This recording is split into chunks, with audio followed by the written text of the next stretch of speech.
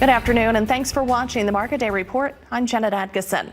Well, as the deadline to finalize a trade deal with China looms, congressional lawmakers are considering legislation to rein in executive power to implement tariffs.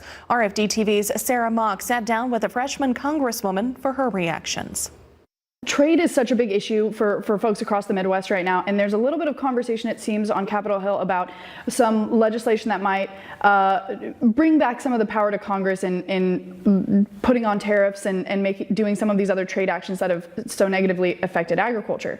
Would you be in support of kind of some of this conversation that's going on around adding some additional limitations to the president's tariff powers? Well, I'll tell you what, I'm in favor of anything that's going to protect our farmers and our agriculture community. As you well know, the dollars that we generate out of agriculture impact everybody's lives in Iowa. It's a huge part of our economy. And so when we're talking about supporting our agriculture, it's not just our farmers, it's our implement dealers, it's our car dealers, it's our small banks. We're very interconnected, and so I'll look at anything that can help us help our agriculture community. And so I don't know what that language looks like at this point, but I'm somebody who's always willing to look at new ideas to ensure that we get to the outcomes that we need. You are a Democrat who won a district in a state that is often kind of pretty conservative. Could you talk about the message that you offered to rural Americans or rural folks in your district specifically, and why you think that resonated with them in 2018? Sure. Well, you know, I'm a Democrat. My mom grew up on a farm in Warren County. My dad, he's the first off the farm in his family. His parents grew up on a farm in Marion County. And so I'm not, and like a lot of Iowans, we're not very far removed from growing up on a farm.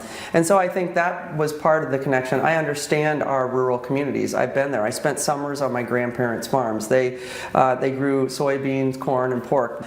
So I really talked about the issues that I know our families in our area, quite honestly, all across our district. We have a lot of similarities in some of our urban areas that we have in our rural areas, as far as not having access to good quality health care, making sure that we protect our public schools and ensure that every kid has an opportunity for a good education and some type of post-secondary education. I talked a lot about trade schools and apprenticeship programs. I want every single kid to have an opportunity for a better life, and that does mean some type of education after high school. It could be 2-year or 4-year college, but it also means making sure that we invest in our trades and skills. And I'm a mom of 2 teenage boys. I'm a small business owner. I understand the struggles that our families are facing. I've had to buy my own insurance. I had to sell my personal items on eBay just to cover the cost of my second son's birth because we couldn't afford maternity coverage at that point. It was $1,000 a rider. I'm with them on those struggles, and that's what we're fighting for, to make life better for the people in the district.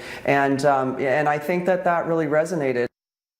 Well, also in the nation's capital, Colin Peterson, the new Democratic chairman of the House Ag Committee, has opened the very first meeting of the committee by simply stating there's a lot of work to do, and indicates to reporters after that he'll prioritize oversight of USDA land purchases along with issues brought to him by other committee members.